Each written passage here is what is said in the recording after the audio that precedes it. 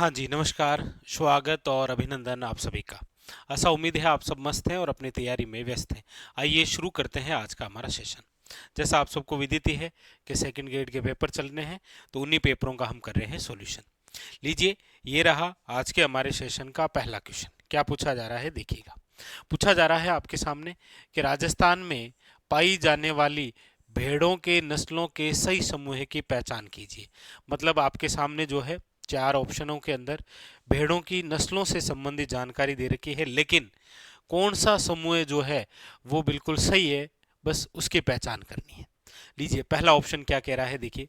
पहला ऑप्शन के अंदर दे रखा है मगरा, सोनाड़ी, जकराना और पुगल। तो आप कहेंगे सर यहाँ पर ये जो जकराना है ना, ये किसकी नस्ल है?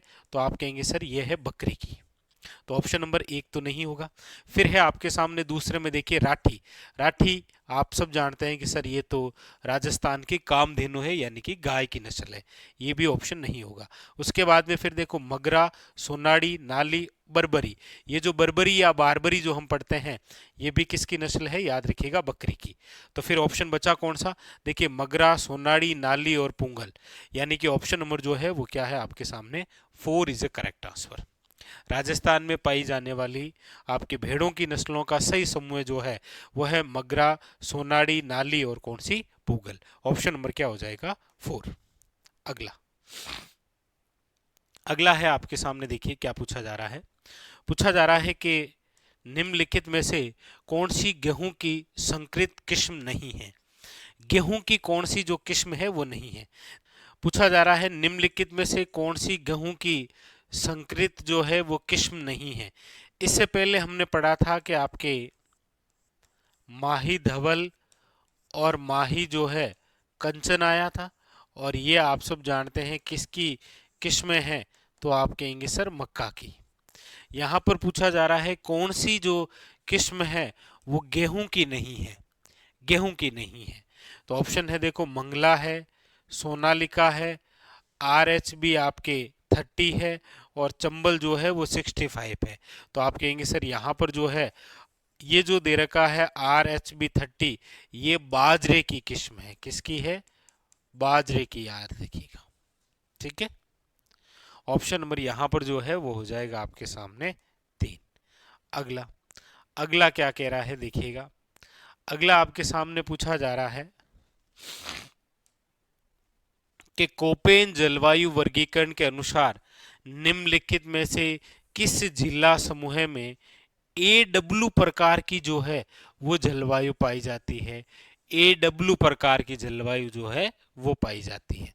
तो आप कहेंगे सर भाई कोपेन है तो आप सब जानते ही हैं कि ये राजस्थान है। यहाँ आपके BWHW होता है, फिर BSHW है, फिर CWG है, और यहाँ पर क्या है? AW तो है।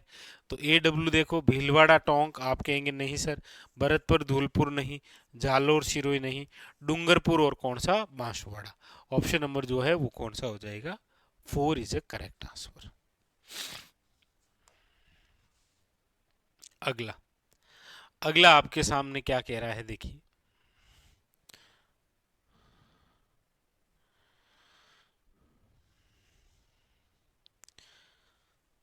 पूछा जा रहा है कि निम्नलिखित पर्वत शिखरों पर विचार कीजिए।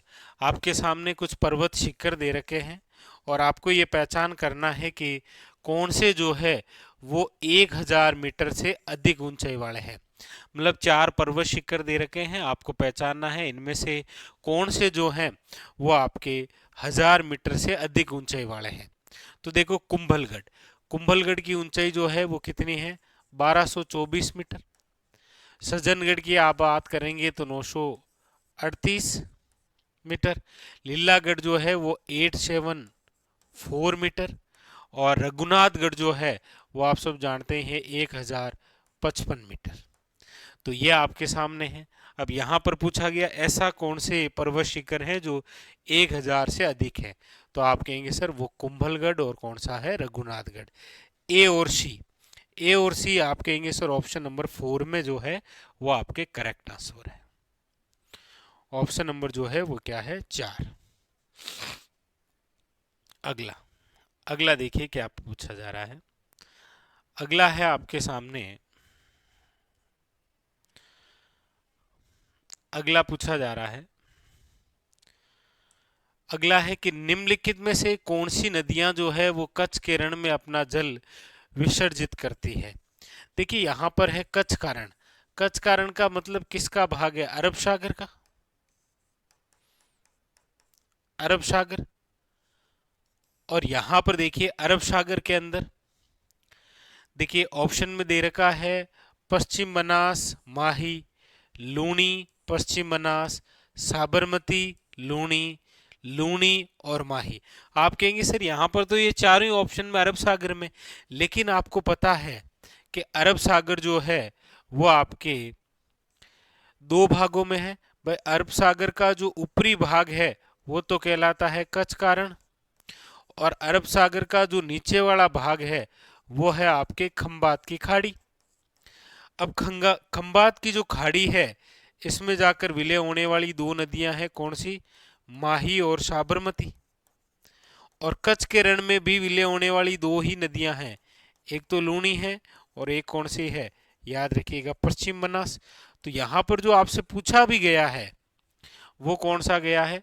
तो आप कहेंगे सर कच्छ के रण की बात हुई है ना, तो कच्छ का रण आपके सामने option number 2 is A correct answer. अगला, अगला है आपके सामने, लीजिए। पूछा जा रहा है कि शब्द हाथी मन्ना मुख्यतः संबंधित है। हाथी मन्ना जो है वो क्या है? हाथी मन्ना क्या है? भिल्लों के विवाह नृत्य से संबंधित है, ग्रासियों के विवाह नृत्य से संबंधित है, भिल्लों के होली उत्सव पर विशेष अनुष्ठान है, या भिल्लों के विशेष परिधान से। आप कहेंगे सर हाथी मन्ना जो है वो भिल्लों के विवाह से संबंधित एक नृत्य है जो हाथों में तलवार लेकर घुटनों के बल बैठकर किया जाता है। वो कौन सा है? हाथी मन्ना नृत्य, याद रखेंगे। ठीक है। अगला है आपके सामने कि वर्ष 2024-25 में राष्ट्रीय दुग्ध उत्पादन में राजस्थान का योगदान। दो तरीके के क्वेश्चन आते हैं कि एक तो दुग्ध उत्पादन में राजस्थान का स्थान कौन सा है देश में, और एक आपके सामने यहाँ पर योगदान। तो यहाँ पर योगदान पूछा गया है तो आप कहेंगे सर ऑप्शन नंबर है ए इज ए करेक्ट आंसर। वो है आपके लगभग 15%, यानी कि 14.8%। ऑप्शन नंबर जो है वो है ए इज ए करेक्ट आंसर। अगला, अगला क्या कह रहा है देखिए। अगला पूछा जा रहा है आपसे कि नेफेड का जैव उर्वरक संयंत्र निम्न में से किस स्थान पर अवस्थित है? सीकर के अंदर है, हनुमानगढ़ में है, अलवर है, या भरतपुर के अंदर? तो ये जो है ये है आपके कहां पर? तो भरतपुर के अंदर। ऑप्शन नंबर जो है वो क्या है आपके? 4 इज ए करेक्ट आंसर। अगला देखिए, अगला है आपके सामने कि भारत वन स्थिति जो रिपोर्ट है 2023 उसके अनुसार राजस्थान में अत्यंत सघन वन के अंतर्गत कितना वर्ग किलोमीटर सम्मिलित है, यानी कि एरिया पूछा है। तो यहाँ पर अत्यंत सघन वन का जो एरिया है वो है आपके 223.20 जो है वो क्या है? वर्ग किलोमीटर में। ऑप्शन नंबर है आपके सामने 2 इज ए करेक्ट आंसर। अगला,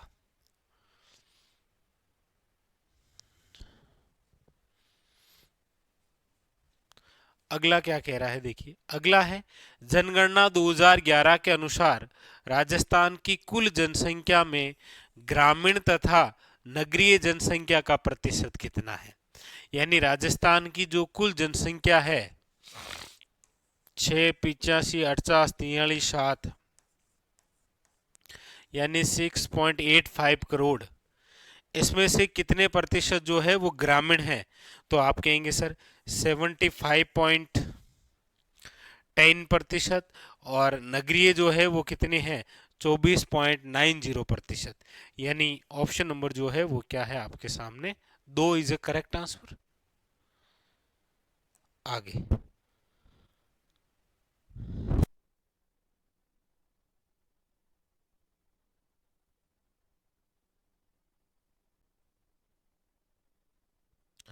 लीजिए क्या कह रहा है अगला क्वेश्चन। अगला है आपके सामने, पूछा जा रहा है कि सॉरी, सुल्तान गयासुद्दीन जो बलबन है उसके द्वारा चित्तौड़ पर किए गए आक्रमण को मेवाड़ के कौन से प्रमुखों ने मिलकर विफल कर दिया था। बलबन, हमीर देव और रतन सिंह की बात हो रही है क्या? आप कहेंगे सर इन्होंने यदि मुकाबला किया है तो वो है आपके सामने, रतन सिंह ने तो अलाउद्दीन खिलजी से किया था। ठीक है, याद रखिएगा, इंपॉर्टेंट।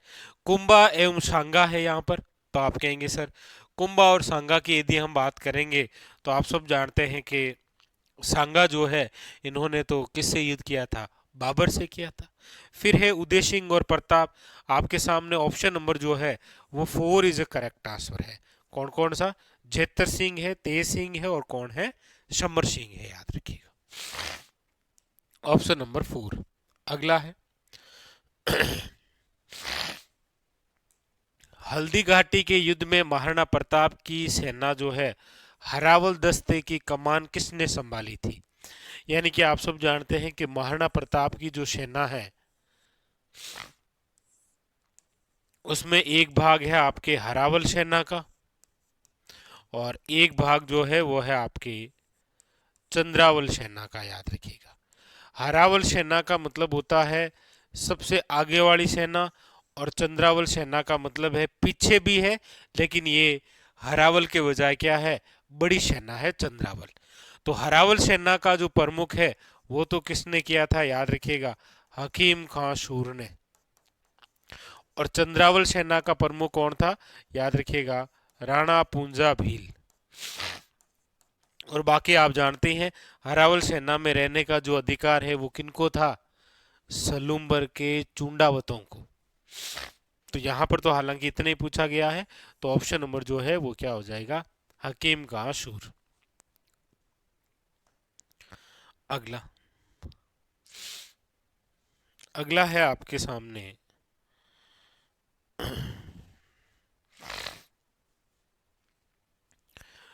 पूछा जा रहा है कि मारवाड़ में अजीत सिंह को उत्तराधिकारी बनाने के लिए औरंगजेब के विरुद्ध किस राजपूत शक्ति ने राठौड़ों का साथ दिया था? आप सब जानते हैं कि अजीत सिंह को उत्तराधिकारी बनाने के लिए 30 वर्षों का संघर्ष किया था, जिसे इतिहास में 30 वर्षीय युद्ध कहते हैं, दुर्गादास राठौड़। और आप सब जानते हैं कि जब औरंगजेब ने अजीत सिंह को रूप सिंह राठौड़ हवेली दिल्ली में जब कैद कर दिया था, तब याद रखिएगा वीर दुर्गादास राठौड़ जब इनको वहां से निकाल कर लाए थे तो इनको शरण मिली थी आपके कहां पर, शिरोई के कालिंद्री गांव में। लेकिन यहां पर पूछा जा रहा है कि किस राजपूत शक्ति ने राठौड़ों का साथ दिया था, तो याद रखिएगा वो थे आपके मेवाड़ के राज सिंह। मेवाड़ के राज सिंह का जो टाइमिंग है वो 1652 से लेकर 1680 रहा है, याद रखिएगा, very very important. Option number जो है वो हो जाएगा ए इज ए। लीजिए अगला क्या कह रहा है कि 861 ईस्वी के घटियाला अभिलेख में हमें जानकारी मिलती है, बहुत ही इंपॉर्टेंट। ये घटियाला तो काफी बार एग्जाम के अंदर आया है कि ये जो घटियाला अभिलेख है, देखिए एक तो घटियाला और एक बिजोलिया, दोनों काफी बार आए हैं, याद रखिएगा। एक तो कौन सा घटियाला और एक आपके कौन सा बिजोलिया। तो घटियाला जो है वो तो याद रखिएगा मंडोर के प्रतिहारों से संबंधित है, मंडोर के जो गुजर प्रतिहार है ना उससे संबंधित। और बिजोलिया जो है वो आपके चौहान वंश से। तो यहां पर तो याद रखिएगा क्या हो जाएगा, मंडोर के प्रतिहार वंश। हाँ, ऑप्शन नंबर जो है वो हो जाएगा 4।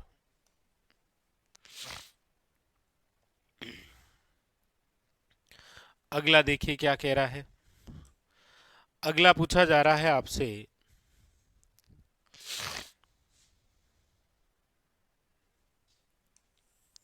कि बीकानेर राज्य प्रजा परिषद के संस्थापक कौन है? ये क्वेश्चन काफी बार आ गया है। आजकल बीकानेर प्रजामंडल के फाउंडर कौन थे, मग्गाराम वैद्य, वो ना पूछ के ये काफी बार आ गया। बीकानेर राज्य प्रजा परिषद के जो संस्थापक हैं वो कौन है, याद रखिएगा रघुवर दयाल। ऑप्शन नंबर जो है वो हो जाएगा आपके सामने 2 इज ए करेक्ट आंसर। अगला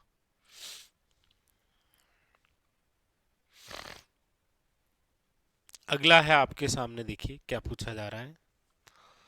पूछा जा रहा है कि किस अजमेर कमिश्नर ने 1857 के विद्रोह के शुरू होने पर 15वीं नेटिव इन्फेंट्री की जगह अजमेर शस्त्रागार की सुरक्षा के लिए मेवाड़ से मेर रेजिमेंट की मांग की थी।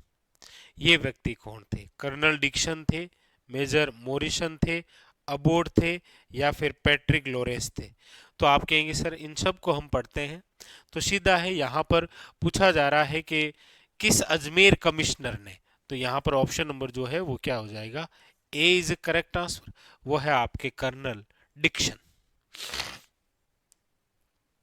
अगला अगला देखिए आपके सामने क्या है। अगला आपसे पूछा जा रहा है कि निम्नलिखित में से कौन सा युग्म जो है वो सही सुमेलित नहीं है। इनमें से कौन सा जो है वो आपके सही सुमेलित नहीं दिया हुआ है। देखिए डिग्गी मेला है आपके श्रावण अमावस्या को, बणेश्वर मेला है आपके माघ अमावस्या को, तेजाजी मेला है भाद्रपद शुक्ल दशमी को, और बाणगंगा मेला है आपके वैशाख पूर्णिमा को। बताइए। देखिए डिग्गी मेला जो है वो आप जानते ही हैं, डिग्गी कल्याण जी टोंक के अंदर है। बणेश्वर जो मेला है वो आप सब जानते ही हैं, डूंगरपुर के अंदर है। तेजाजी का जो मेला है वो आप जानते ही हैं कहाँ पर है, तो आप कहेंगे सर खरनाल, आप कहेंगे सर परबतसर, बिल्कुल, बट वो वीर तेजाजी पशु मेला है, याद रखेंगे। बाणगंगा जो मेला है वो आप जानते ही हैं कहाँ पर है, तो आप कहेंगे सर बेराट कोटपुतली, याद रखिएगा। और कोटपुतली पहले जयपुर का हिस्सा था, अब ये कोटपुतली बहरोड के नाम से। यहाँ पर गलत कौन सा है, तो आप कहेंगे सर बणेश्वर मेला, क्योंकि बणेश्वर जो मेला है ये भरता है आपकी माघ पूर्णिमा को। ये कब भरता है, माघ पूर्णिमा को, याद रखिएगा। यहाँ पर आपके सोम माही और जाखम का क्या है, सोम माही और जाखम का क्या है, याद रखिएगा त्रिवेणी संगम है, मतलब आदिवासियों का जो है वो कुंभ है ये बणेश्वर। ठीक है, आगे अगला अगला जो है वो क्या है, देखिए अगला आपके सामने है कि जयपुर के जो स्मारक हैं उनके संबंध में निम्नलिखित कथनों का अध्ययन कीजिए और सही विकल्प जो है उसका चुनाव करना है। पहला क्या है कि चंद्र महल जो है वो 5 मंजिला भवन है। मुबारक महल का निर्माण सवाई ईश्वरी सिंह ने करवाया था। हवा महल का जो निर्माण है वो सवाई प्रताप सिंह ने करवाया। अब यहाँ पर देखिए इस प्रकार के जब प्रश्न आए तो सबसे पहले आपको जो आ रहा है वो अप्लाई करें, क्या पता काम हो जाए। क्योंकि यहाँ पर सवाई ईश्वरी सिंह ने जो है वो जो इमारत बनाई थी ना वो थी इसरलाट, इसरलाट या सरगासुली। फिर आपको पता हो तो इसी इमारत से कूदकर इन्होंने आत्महत्या कर ली थी। हम पढ़ते भी हैं कि राजस्थान इतिहास के एकमात्र ऐसे शासक जिन्होंने मराठों के डर से आत्महत्या की थी, सवाई ईश्वरी सिंह। तो इसरलाट बनाई थी, मुबारक महल नहीं बनाया था। तो बी तो क्या है, गलत है। चंद्र महल जो है वो 5 मंजिला भवन है, आप कहेंगे नहीं सर ये भी गलत है। 5 मंजिला जो इमारत है वो हवा महल है। तो यहाँ पर सी क्या है कि हवा महल का जो निर्माण है वो सवाई प्रताप सिंह ने करवाया था, बिल्कुल। और इसके जो वास्तुकार है वो आपके लालचंद उस्ता है। 5 मंजिला इमारत है, याद रखिएगा। इसी हवा महल को क्या कहा गया है, इसी को कहा गया है राजस्थान का एयर दुर्ग, बहुत ही इंपॉर्टेंट, राजस्थान का एयर दुर्ग।